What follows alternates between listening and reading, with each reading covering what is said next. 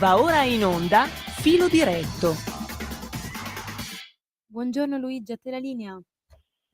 Grazie Sveva, grazie Radio Libertà. Noi siamo l'Ufficio Rapporti Sociali, l'associazione di volontariato al servizio del cittadino, e ci troviamo a None, in via Volvera 3. Trattiamo problemi riguardanti il patronato, i servizi sociali, problemi legali, problemi condominiali, problemi per il CAF, eccetera, e abbiamo collegati con noi, che collaborano con noi, anche varie associazioni, soprattutto automobilistiche, visto che il nostro scopo principale è il codice della strada. Abbiamo con noi l'Automobile Club Canavese, Registro Padano Veicoli Storici, i Motorvei, i Delta One, Automoto Club Romagna, Zaccamoto, Registro Italiano Veicoli Storici. Abbiamo con noi anche le associazioni di disabili, prima fra tutte quella dei Senza Limiti, che fa parte della nostra famiglia, e altri personaggi con altre organizzazioni sportive.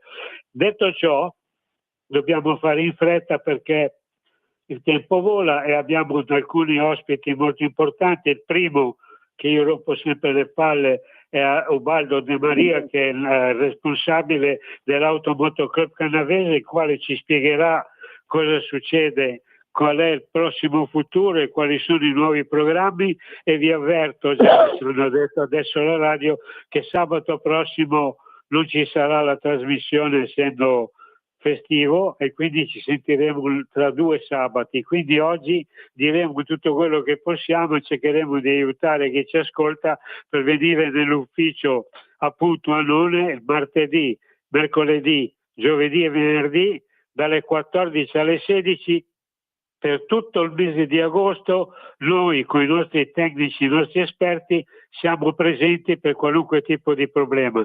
Essendo un mese libero dei lavoratori o da altri, hanno più tempo per venire e noi ci siamo dati disponibili per aiutarli. Quindi adesso penso che Ubaldo sia in linea, gli rompo un po' le balle 5 minuti e gli chiedo intanto come va, quali sono le novità, e gli faccio spiegare, proprio perché domenica non ci siamo, anche l'avvenimento di domenica a San Francesco al Campo, visto che è casa sua. Ciao Ubaldo, come va? Stai bene? Ciao Luigi, buongiorno a tutti, benissimo, tutto bene, sono ormai carico e pronto per l'avvenimento. Intanto però vi dico un po' di cose che, visto che non ci sentiremo poi per 15 giorni, allora vi anticipo alcune cose che ci sono, che alcuni eventi a cui gli appassionati come me possono partecipare. Innanzitutto domani nell'Alessandrino, esattamente a Ponti, in provincia di Alessandria, c'è l'Automoto Amarcord con giro sulle colline delle Langhe e del Monferrato. È una manifestazione che si svolge in quel paese, quindi un po' tipo quelle che si stanno facendo e organizzando quasi dappertutto. Allora, adesso la cosa importante: domenica prossima, 17 agosto, c'era una volta la seconda edizione a San Francesco al Campo. Mi permetto di essere molto orgoglioso, perché è una cosa che organizzo io e che ho organizzato per prova l'anno scorso, ed è stato un successo strepitoso. Quindi posso dirvi che a tutti quelli che vogliono partecipare ci sarà un raduno statico e dinamico, ovvero moto, auto epoca chiaramente e trattori d'epoca. Faremo un giro turistico nelle vie del paese, siccome San Francesco è molto, come si dice, abbastanza vasto, quindi faremo un giro di circa una decina di chilometri per le vie del paese senza creare problemi a nessuno, e poi ci sarà un aperitivo e un pranzo campagnolo per tutti i partecipanti. Stessa giornata, sempre in provincia di Alessandria, a San Candido di Murigengo, anche lì ci sarà un raduno auto e moto d'epoca. Poi vi do ancora un paio di avvisi. Il 24 agosto, la domenica successiva, ci sarà un altro raduno auto epoca e auto sportive a Roatta Chiusani e Centallo, però il pomeriggio e la sera con aperitivo e grigliata di carne. Ultima notizia, poi veniamo a un paio di cose diciamo notevoli. Ultima notizia, il 7 settembre, il Giro delle Langhe 2025, Classic Run a Monforte d'Alba, ok? Poi, la cosa più importante, servono già i preparativi per il 26, 27, 28 settembre, il Salone dell'Auto di Torino, che chiaramente Piazza Castello, Piazzetta Reale e i Giardini Reali saranno completi di esposizione di ipercar, novità, veicoli di vari tipi, e addirittura ci sarà la storia delle prime carrozze a vapore. Questo è un po' il programma diciamo così, a breve. Poi avremo modo di sentirci, vi dirò altre notizie. Sì, perché io posso che domenica prossima ci sia una partecipazione come quella dell'anno scorso. Ti stavo dicendo che poco nella storia del Salone di Torino sono attesi circa 500.000 persone, quindi chi meglio di te può parlare, spiegare e farti capire come capita, perché ci sarà un motivo, no? Se voi fate le cose bene, tu fai parte della mia famiglia, quindi le facciamo anche noi bene, è giusto che la gente lo sappia, cerchiamo di farle al meglio, ci ascolti e ci dia una mano, no? Certo. Molto bene. Luigi, comunque ti ringrazio, non volevo farti perdere tempo perché so che sei preso dal tuo nipotino eccetera, però se non è questo, poi non questa settimana ma fra 2 settimane ti già impegnato perché fai parte del gruppo e dovrei riprendere di nuovo quello che hai detto adesso. Riprendo ancora alcune informazioni, sicuramente sì, sarò disponibile. E niente, cosa dobbiamo dire? A tutti auguro un buon Ferragosto, a tutti gli ascoltatori, e soprattutto buone vacanze, perché io quest'anno andrò in vacanza ma andrò a settembre e quindi sono un po' più, ad agosto me lo faccio a casa praticamente, però va bene così. Sono impegnato con la ti romperò io le scatole visto che resti a casa, visto che io sono in ufficio, ci sentiamo tranquilli. Non c'è problema, mi fa sempre enorme piacere, ok? Sì, grazie Ubaldo, scusa se sto un saluto a tutti gli ascoltatori, una buona domenica e ci sentiamo fra 15 giorni, d'accordo? Grazie Ubaldo, grazie anche a Radio. Ciao Luigi, ci vediamo, ciao. Ciao, un bacione anche a te, stavo dicendo grazie alla radio, grazie alla nostra regista. Allora tra poco dovrebbe essere in collegamento l'ingegnere Diego, perché abbiamo da parlare con Cuglia di cose serie, nel senso che non possiamo fare il collegamento tra Diego e Calligaro perché con la nostra radio non riusciamo a parlare contemporaneamente, però facendo uno a uno, Diego adesso io farò le domande che poi praticamente ha già preposto Arturo e Diego preparerà per Arturo altre domande che poi riferiremo fra 2 settimane alla gente che ci ascolta. Quando avremo Diego in collegamento, Luigi, l'ingegner Cuglia è in linea. È in collegamento? Sì, lo abbiamo in linea.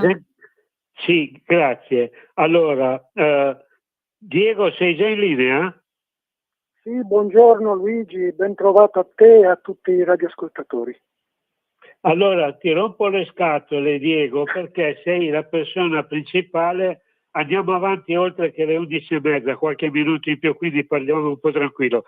Diego, Arturo aspetta da te quello che poi tu sei già aspetti da lui, perché voi siete la coppia migliore, però tu a livello internazionale e lui a livello nazionale. La differenza è che le discussioni sono uguali, però le tematiche sono diverse, perché noi aggiungiamo, e lo sai Diego, anche la politica, perché è quella che ci sta facendo, diciamo, vivere le novità riguardo appunto il nostro codice della strada. Senti un po' Diego, qui dice, ecco perché ho bisogno di te, poi mi devi dire cosa dicono appunto in Inghilterra, in Francia, in Germania, in Spagna, le novità che mi hai mandato anche a quelli giornali eccetera. Spiega bene perché la gente è curiosa, continuano a venire in ufficio lì a a parlare lì dove ci siamo noi tutti i giorni. Qui dice a nome. quanto inquina davvero un'auto elettrica, perché dicono che quasi nessuno dice. Qui dice esattamente, Diego, l'idea che le auto elettriche possono inquinare più delle tradizionali auto a benzina o diesel è un mito ostinato, alimentato da una lettura parziale e distorta dei dati. Dice che secondo l'ultimo rapporto Bloomberg-DIF, un'analisi dettagliata del ciclo di vita delle auto elettriche EV mostra che le emissioni LCA, Life Cycle Assessment, di queste auto sono fino al 70% inferiori a quelle delle auto convenzionali, ma non da subito. Anche questo va detto, ecco perché tu sei la persona che può spiegare bene a che punto siamo e come vanno. Poi dice addirittura, vado veloce perché sennò il tempo vola, e dopo il ciclo di vita terminato, questo è ancora un punto a favore degli oppositori, perché l'argomento più forte a quanto pare, almeno per il momento, è secondo la IEA, ossia l'Agenzia Internazionale dell'Energia, il consumo di energia, minerali e metalli vale fino al 40-50% delle emissioni di gas serra emesse all'intero ciclo di vita di un'auto elettrica, e produzione e smaltimento delle batterie rappresentano ancora un serio problema ambientale che la comunità internazionale deve risolvere in fretta, anche in vista della crescente domanda degli obiettivi di net zero fissa. Ecco perché comunità internazionale, rompo te le palle, Diego, adesso sfogati, vai pure avanti, sei più di 10 minuti, vai tranquillo.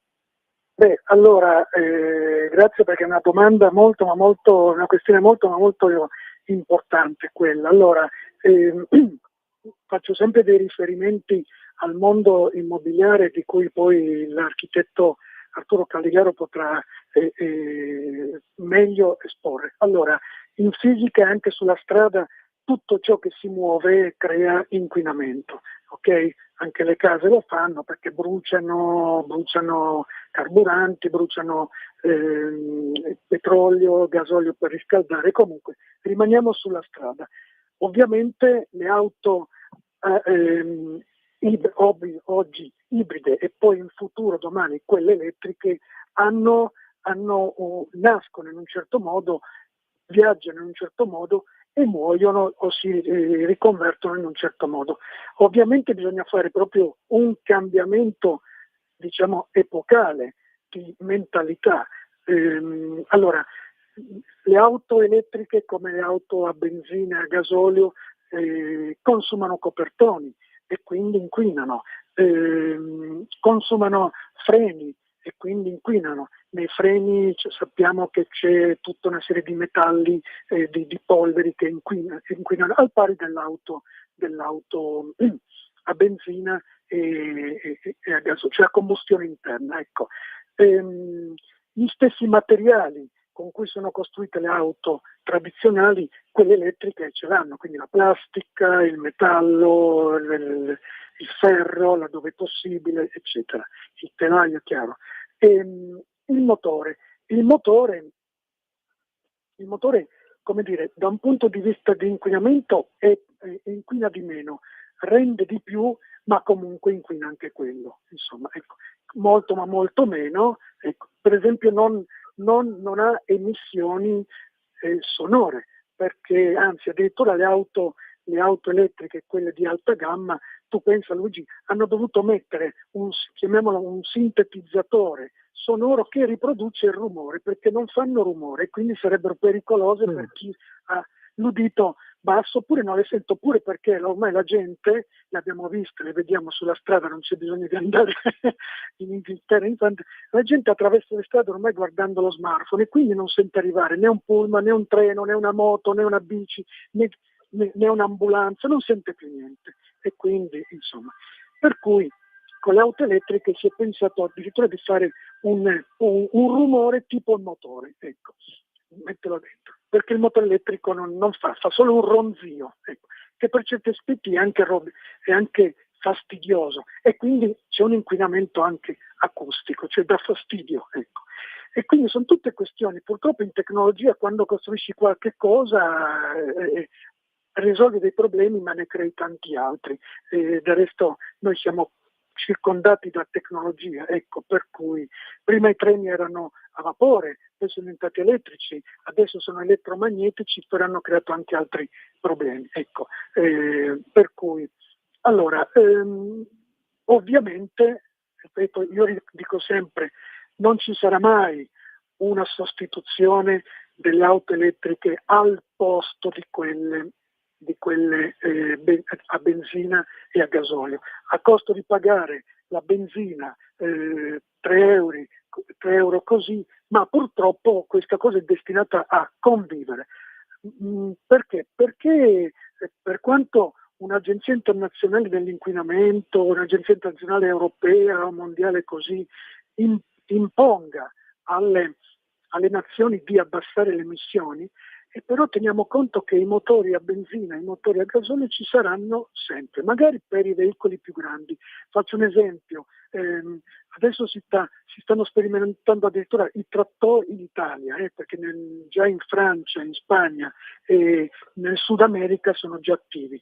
I motori, i trattori per l'agricoltura elettrici. Vanno bene, non inquinano, non senti l'odore del gasolio, non senti la puzza dell'olio che cade, tutte queste cose qua, però comunque si riempiono di polvere, i motori si rompono e quindi bisogna poi pagare tantissimo per ripulirli, eccetera. Un po' come avviene per i cambi automatici delle automobili. Sono belli, ma sono anche più fragili rispetto ai cambi manuali. Questo l'hai visto anche tu, perché comunque anche tu guidi e quindi sai benissimo la differenza tra un cambio automatico e un cambio meccanico. Tornando a quello che hai detto, sì, si abbassano per certe cose, si abbassano le emissioni mentre il veicolo si muove, ecco.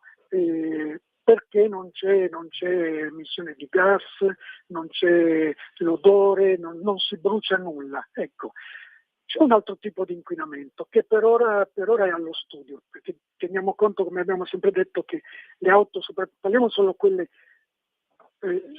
puramente elettriche, ecco, stanno ponendo altri problemi, ecco, quelli per esempio dello smaltimento delle batterie. Già dopo 3 anni rendono quasi, non dico la metà, ma il 70%, quindi dopo 5 anni sarebbero già da cambiare. Dopo 7 anni le batterie sono praticamente da riconvertire. Purtroppo non hanno una vita un po' come le batterie al piombo, insomma. Quindi diciamo che dopo 7 anni sarebbero già da cambiare. E questo che è un grosso problema, perché non ci sono le strutture che le smontano, le riconvertono. Dalle batterie sappiamo che devono essere praticamente sminuzzate, bisogna estrarre di nuovo i metalli, le terre rare, i metalli quelli che in fisica si chiamano i metalli nobili, c'è argento, c'è piombo, c'è cadmio, c'è tutte cose che in natura costa tantissimo. Capisci bene che se io devo recuperare tutte queste terre da centinaia di queste terre, questi metalli, da centinaia e migliaia di batterie, ho bisogno di un impianto che tra l'altro mi mangia tanta energia. Quindi si crea questa è un'altra notizia, perché il tempo vola, visto che tu rispondi già. Senti un po', ma visto che io parlo con te perché parlo come cittadino europeo, cerca di capirmi, sì, certo. Diego, non amico di Torino mio personale fratello. Qui dice 10.000 auto vendute in un'ora. Il Saab cinese da 912 CV fa tremare Tesla e l'Europa. Tu che sei in Europa, di questa storia che dice che in un'ora oltre 9.700 ordini per il nuovo SUV ibrido da 912 CV firmato Dongfeng e Huawei, potenza, tecnologia e autonomia record, l'industria cinese alza l'asticella, cioè in meno di un'ora quasi 10.000 persone hanno ordinato un'auto che fino a ieri sembrava uscita da una rending Instagram. Non è un esercizio di stile, nemmeno un concetto da salone. È la Dongfeng. Io adesso leggo quello che c'è scritto, abbiate pazienza. Un gigante a 4 ruote motrici con motore plug-in hybrid da 912 CV, cioè il nome non dice molto al pubblico occidentale, ma i numeri fanno 9.713 ordini in 60 minuti. Diego, sono macchine che non lo so io, tu che parli della Tesla e sei in Europa, e l'Europa è incazzata, cioè come la vedete? Perché non ti leggo tutto, perché poi ti dico in Cina che ha un prezzo democratico, perché in Cina 40.000 euro eccetera, però questa notizia, dai, c'è ancora 5 minuti, dai la spiegazione, come la vedete voi in Europa, come la senti? Scusa, in un'ora 10.000 di queste vetture da 30-40.000, cioè un tuo giudizio internazionale, Diego, non quello di Torino, vai tranquillo. Sì, certo, mi riallaccio sempre al discorso delle case. Proprio ieri sentivo la notizia che il Piemonte è una delle regioni dove le case vengono fornite di pannelli, perché c'è una sorta di avanzamento, parliamo di migliaia di ordini così. Però noi abbiamo a che fare, noi in Italia abbiamo a che fare con i bonus. In Cina, per esempio, non ci sono i bonus, ma ci sono i prezzi, come hai detto tu giustamente, più democratici, per cui un SUV, e adesso chiaramente la Cina punta tantissimo sui motori elettrici, perché noi ricordiamoci che fino a durante il Covid, io ricordo ancora le foto che giravano in tutto il mondo, anche in internet, la Cina era il paese più inquinato al mondo, non dell'Asia, al mondo. E avere un paese, una nazione come la Cina, gigantesca, quindi anche tutta l'Asia, anche l'India, eccetera, inquinati vuol dire che con i venti praticamente porti tutto l'inquinamento in tutto il mondo. Questo ho detto perché la Terra sembra tanto grande, ma con le forze della natura diventa piccolina. Lo vediamo perché periodicamente in Italia ci sono le polveri che arrivano dall'Africa, quindi sono migliaia di chilometri, ma vengono coperti nel raggio di pochi secondi, ecco, o pochi minuti. Allora, è un prezzo democratico. La Cina sta facendo una politica proprio molto forte, potente, anche per dimostrare, come hai detto tu, rispetto agli Stati Uniti, che non ha niente a che spartire, non ha niente di inferiore all'altro colosso che è Tesla, che comunque noi conosciamo perché insomma sappiamo ormai dalle vicissitudini, eccetera. Della Cina, dei colossi cinesi se ne parla poco, perché comunque trattengono anche le informazioni, non fanno trapelare quello così, però ci fanno vedere dei prodotti, diciamo, che sono interessanti, ecco, perché teniamo conto che in Europa un SUV, parlando di un SUV elettrico di quella potenza lì, 800 cavalli, 900 cavalli, si paga già oltre 140.000 euro. In Cina lo paghi meno della metà, si paga meno della metà. E perché? Perché la loro politica è quella proprio di dire, quello che tu hai detto sempre anche da questi microfoni, se noi siamo un paese non possiamo lamentarci che in Italia si vendono poche auto italiane, quando quelle straniere costano uguali ma hanno più servizi, e quindi compravamo Volkswagen, Citroën, Peugeot, eccetera. E col fatto che le nostre auto italiane, per quanto ben fatte, comunque erano troppo care rispetto alle altre. Quindi la Cina tra un po' con i nuovi trattati anche l'India, questo è una notizia, insomma, cioè notizia, è una cosa su cui bisognerebbe in futuro, poi guarderemo, anche l'India con i nuovi trattati che sta facendo, sta venendo fuori con dei prodotti interessanti. È un modo per chiaramente anche portare nei loro paesi miliardi di soldi che servono, ecco, come sta facendo gli Stati Uniti, ecco, con i dazi, eccetera. Spero di avere in qualche modo chiarito. È il paese, cioè se anche in Italia ci fosse una politica, come con Arturo si parlava spesso del coso dell'autosufficienza energetica degli edifici, non abbiamo una politica, abbiamo dei bonus, però più delle volte sono delle bolle, ecco, delle bolle immobiliari che poi creano altri problemi, addirittura si ritorcono su di noi.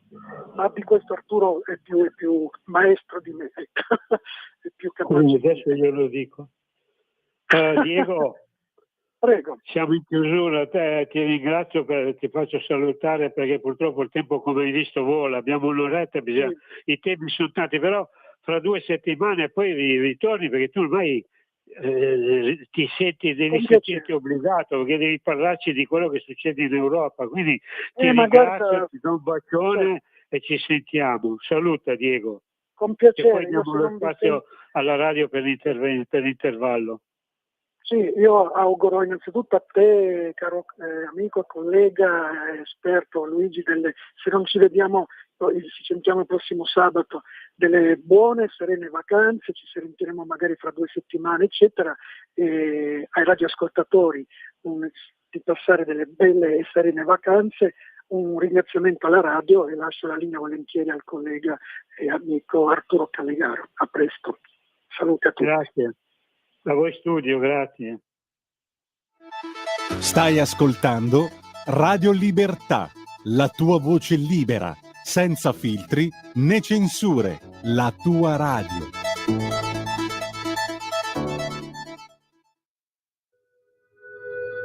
Radio Libertà, in un mondo in cui i mezzi di informazione vanno verso una sola voce, una radio che di voci vuole averne tante.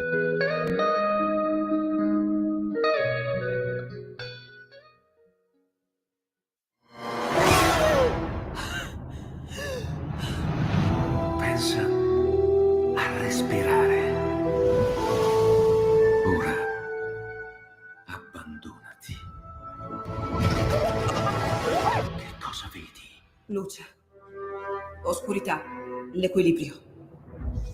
È tanto più grande. È stato un risveglio. Hai sentito? Conosco una sola verità.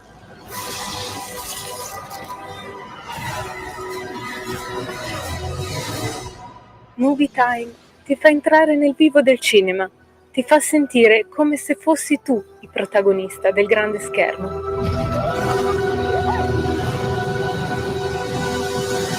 Ogni sabato dalle ore 16. In quanti ti promettono trasparenza, ma alla fine ti ritrovi sempre con la bocca chiusa e non puoi dire quello che pensi? Radio Libertà non ha filtri né censure. Ascolta la gente e parla come la gente. Luigi, di nuovo a te la linea. Grazie Sveva e grazie a Radio Libertà. Allora, noi abbiamo già in collegamento l'architetto Arturo Callegaro perché ci parlerà delle problematiche sia di Torino, del Piemonte, eccetera, e per quanto riguarda quello che ha detto Diego, l'ha sentito e gli darà delle risposte se necessario. Quindi Arturo, io tanto ti ringrazio per aver accettato l'invito. Dobbiamo parlare di 2 cose importanti perché qui si parla di quello che succederà lunedì, poi te lo leggo. Intanto dimmi come va, come stai e se tutto è ok. Ciao Arturone. Ciao Luigi, un saluto agli ascoltatori, è sempre un grazie alla regia. Sì, tutto bene, il caldo fa sempre piacere, quindi siamo qua. Vai Luigi. Te lo dico, sai perché Arturo? Perché qui dice che a Torino quando si paga la sosta nelle strisce blu non si paga le date di agosto, cioè resterà a pagamento la sosta nei parcheggi a barriere in struttura, cioè io leggo perché tu lo spieghi bene e mi direi di cosa si tratta. Qui dice che lunedì, quindi diamo le notizie, ecco perché ti dico che la radio è favolosa, noi diciamo quello che succede dopodomani. Dall'11 a sabato 23 agosto sarà sospeso, tu lo spiegherai bene, il pagamento della sosta nelle zone delimitate dalle strisce blu. Gli abbonamenti acquistati per il mese di luglio potranno essere utilizzati fino al 9 agosto, mentre quelli acquistati per il mese di settembre saranno validi già a partire dal 25 agosto, praticamente quando poi riprenderemo noi. Nello stesso periodo, dice, resterà a pagamento la sosta nei parcheggi a barriera e in struttura, cioè dall'11 al 22 agosto sarà sospesa anche la ZTL centrale. Sono escluse le ZTL trasporto pubblico, pedonale e area romana.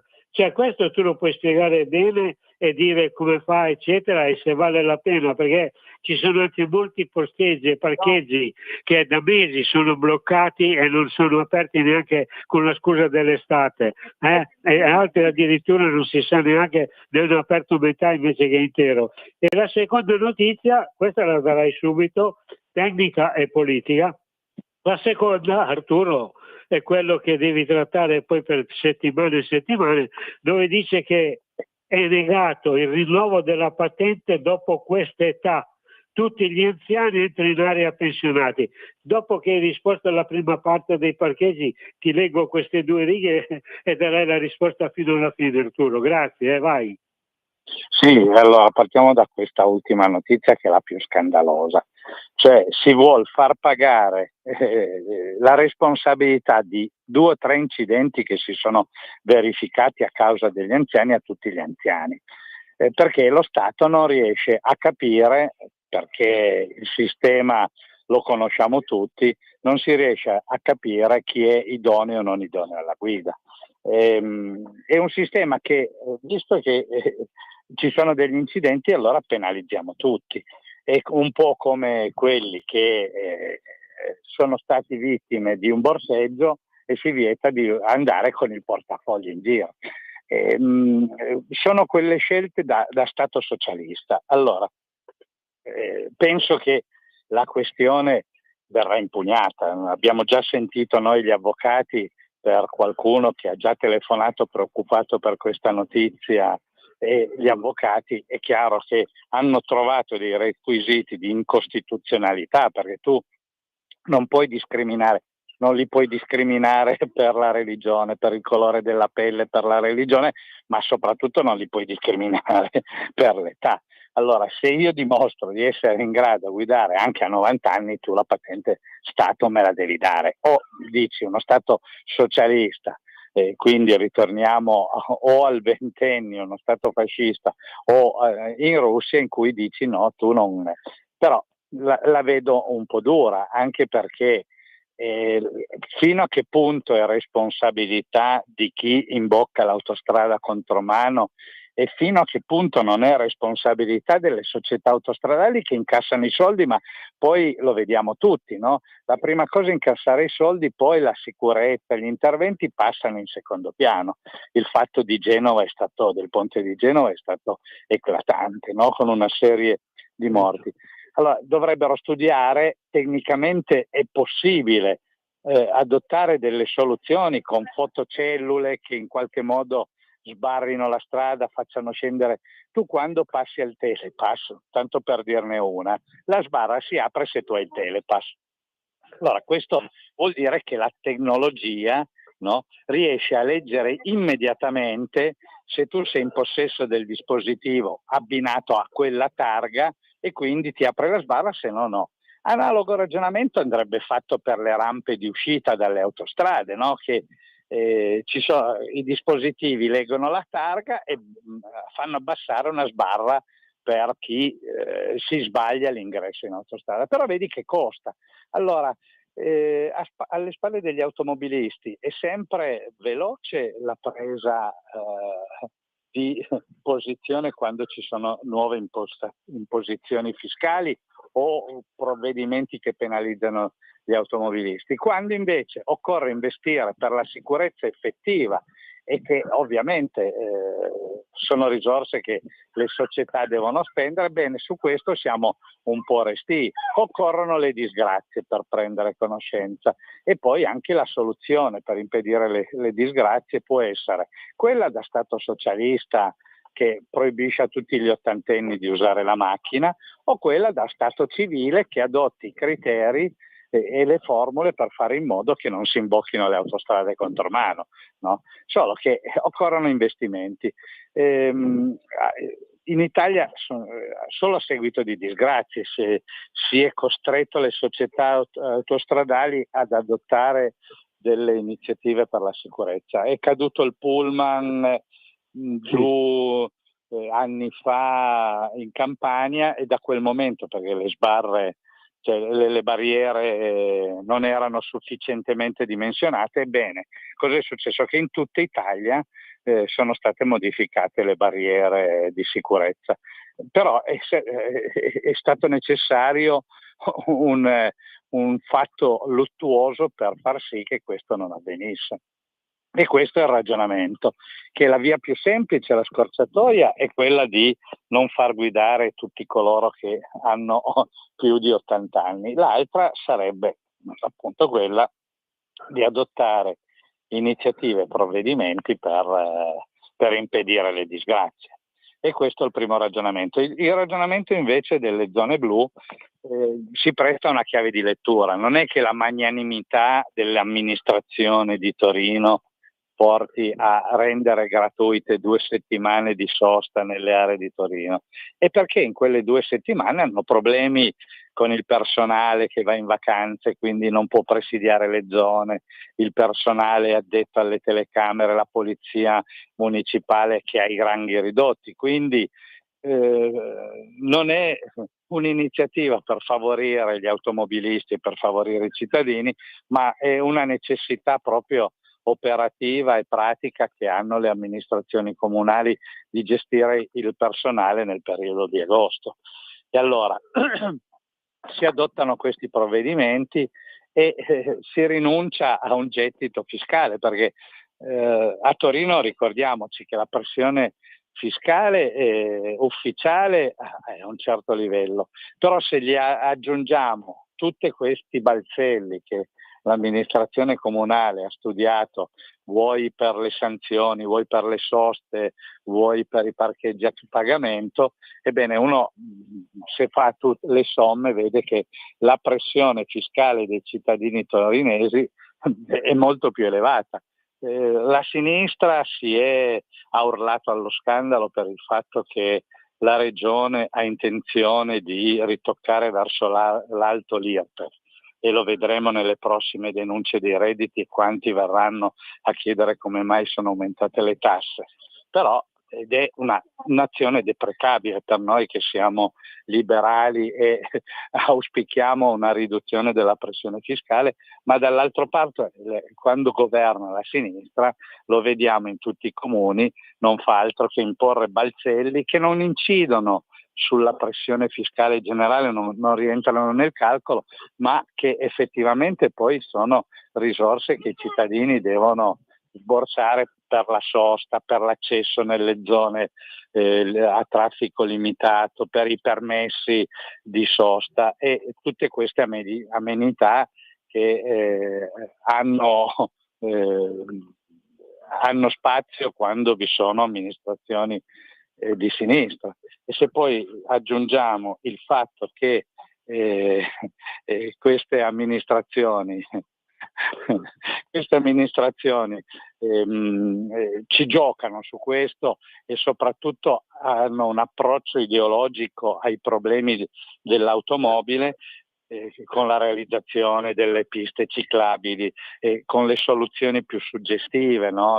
L'abbiamo visto a Torino, dove ci sono le zone, le piste ciclabili, le piste per il passaggio pedonale, le chicane per le automobili per ridurre la velocità, e in alcune città hanno ridotto i parcheggi proprio perché oltre alle piste ciclabili per realizzare delle piste per i monopattini, quindi l'assurdo è proprio questo. Quando poi tolto, come ripetiamo da sempre, tolto il problema nei centri delle grosse metropoli, il problema delle biciclette, dei monopattini nelle periferie non esiste, perché la gente non usa come mezzi alternativi di mobilità, soprattutto nelle città del nord, questi mezzi.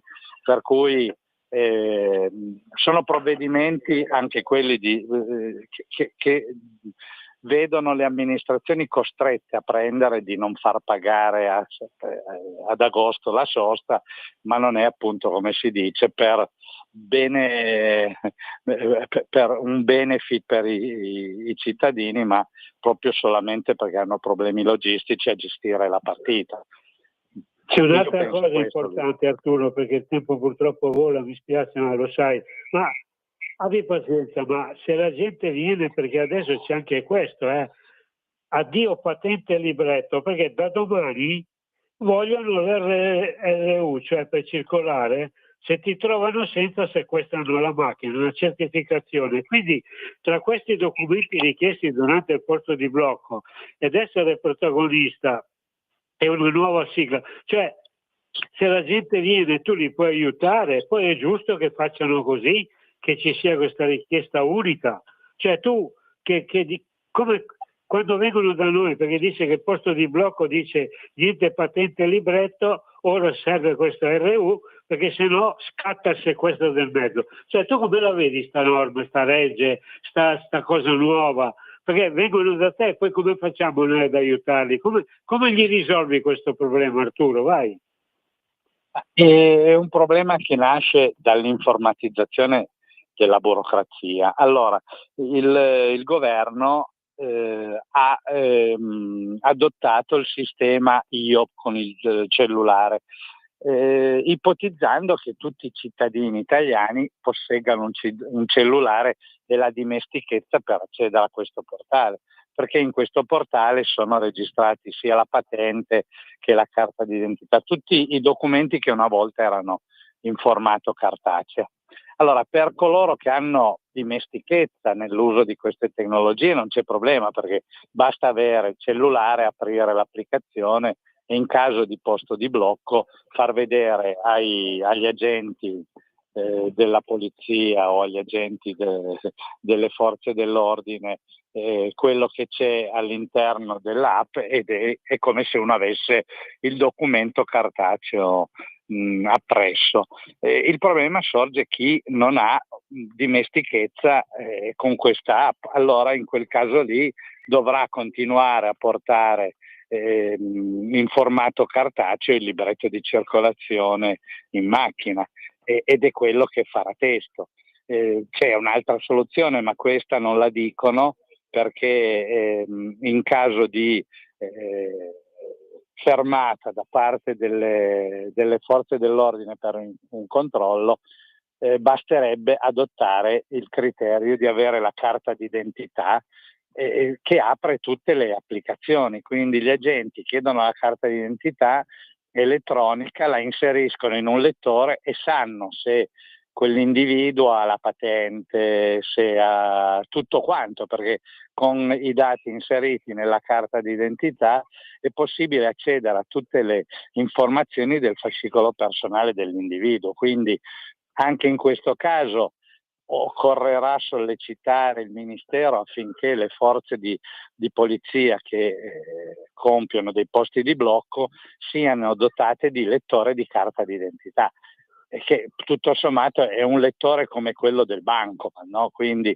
avvicini la carta, è collegato al computer e tramite la rete uno scarica la situazione delle autorizzazioni e delle patenti rilasciate a quel soggetto, per cui non è nulla di preoccupante, perché molto probabilmente le forze dell'ordine verranno dotate anche di questo sistema di lettura, quindi basterà esclusivamente possedere la carta d'identità elettronica. Questo sistema non andrà bene per chi come te, Luigi, che hai ancora la carta d'identità cartacea. Allora, fin quando non scadranno le carte d'identità cartacee, penso che il sistema non venga preso perentoriamente e applicato perentoriamente, ma ci sarà un po' di elasticità per coloro che appunto magari avanti negli anni o non adusi ad usare le tecnologie informatiche per poter accedere a queste app fatte dal Ministero. Quindi è un'app fatta dallo Stato, viene fornita gratuitamente ai cittadini, quindi quest'app ha un valore di legge e pertanto viene riconosciuta come elemento di prova perché i documenti all'interno di quest'app vengono lette negli archivi proprio del Ministero, quindi è una cosa ufficiale, è un po' come la carta d'identità elettronica, quindi sì, la gente deve sapere e deve conoscere queste procedure per non farsi trovare impreparata, ma noi lo consigliamo a quelli che si rivolgono a noi di adottare queste misure e questi escamotage qualora uno non sia molto addentro alle procedure informatiche. Ma scusa, visto che ci corre un minuto, ma allora, visto che vi ha parlato della patente per quello legato al rinnovo per gli anziani, qui dice anche che salutiamo tutti insieme la patente B perché da oggi non esiste più. Dice che Matteo Salvini ha fatto entrare la patente B 2.0, dice che è assolutamente diversa. Puoi spiegare a me di 90 anni, a chi ci ascolta, agli altri cos'è questo? Perché qui stiamo parlando solo di patente, e ne vedremo per tante settimane perché è un tema molto importante da quello che sto vedendo io, anche come si comporta il traffico in città. Senti un po', cos'è sta B 2.0? Dice che è assolutamente diversa. Perché? In che cosa consiste? Come bisogna ottenerla? Che cosa serve, Arturo? Un minuto, vai. Per chi ha la patente B normale, quelli della nostra età, non cambia nulla. Sarà per chi prenderà la patente in futuro e che quindi entrerà in vigore nel prossimo immediato, una specializzazione, un po' come succede per le varie università. Una volta c'erano le facoltà di lettere, filosofia, architettura, invece no, adesso c'è la scienza della comunicazione, la scienza delle politiche sanitarie. In architettura ci sono 7-8 diverse branche di architettura. Una volta uno era laureato architetto, aveva tutto, invece no, adesso uno è laureato architetto, urbanista o architetto strutturale, cioè hanno specializzato con il progredire della modernità le varie fasce, e anche nella patente sarà così, quindi noi che abbiamo dato l'esame all'epoca dei dinosauri possiamo, fin quando siamo in vita, utilizzare. Da domani chi prenderà la patente avrà una patente dedicata per il tipo di veicolo. Non vorrei che questo, lo dico in chiusura, fosse un nuovo sistema per spillare ulteriori soldi agli automobilisti e ai cittadini, quindi a ogni passaggio di categoria che venga richiesto un esborso monetario, no? Se tu vuoi passare da una macchina da 80 cavalli a una da 160 cavalli, quindi devi fare un passaggio nella patente, quindi devi andare in scuola guida, pagare i bolli, come succede tutto in Italia. Ogni volta che fai un documento nuovo devi mettere mano al portafoglio e tirare fuori centinaia di euro per poter avere il documento. Quindi ci comportiamo come in uno Stato dove la burocrazia impera. Speriamo e approfondiremo tutte queste varie particolarità in questi giorni, così sapremo dare indicazioni più precise. Visto che oramai il tempo è scaduto. È importante, Arturo, questo, perché la patente è per quello che ti ho detto. Adesso io le tengo da parte, ma prossimamente è un tema che porteremo avanti. Ti ringrazio, Arturo, ti ho fatto perdere tempo, però grazie mille. Possiamo anche ringraziare appunto la Radio Libertà che ce lo consente. Che dici, Arturo? Sì, io auguro una buona stagione estiva agli ascoltatori, ci sentiremo presto. Un abbraccio a te, Luigi, e un ringraziamento alla regia e buona giornata a tutti quanti. A presto. Grazie Arturo, io ringrazio Sveva che ci sta facendo proprio fare una trasmissione meravigliosa grazie alla sua presenza e organizzazione. Allora vi ricordo che per la prossima settimana non ci siamo, non si trasmette niente, ci saremo fra 2 settimane. Chi ha bisogno però noi come ufficio a None ci siamo tutto il mese di agosto, dal martedì, il mercoledì, il giovedì e il venerdì, dalle 14 alle 16. chiamate 328 0715 232 oppure inviate l'email uffrapportisociali@libero.it sulle tematiche che più ritenete utili, che sono il patronato, se avete problemi di pensioni, di reversibilità, riconteggi, domande, problemi per esempio legali, informazioni per vertenze civili, penali, sociali, visto che si sta preparando anche una situazione abbastanza complicata. Arturo poi appunto ha già finito, però c'è la storia come si parla delle patenti, perché andremo avanti parecchio, perché qui si sta parlando anche dei monopattini, ma quello che sta succedendo proprio con i monopattini, se li vedete in giro senza casco, senza luce, cioè ci sono tanti problemi, quindi chi ha qualcosa da chiedere, da fare, può, ricordo, chiamare 328 0715 232 e noi risponderemo, prenderemo appuntamento e vi daremo accordo di tutto quello che vi ritenete utile. Ringrazio a nome di tutta l'associazione, di tutti i nostri collaboratori, professionisti, eccetera, Radio Libertà e in questo caso la nostra presentatrice. Un bacione a tutti e risentirci fra 2 settimane. A tutti voi, grazie, a voi studio.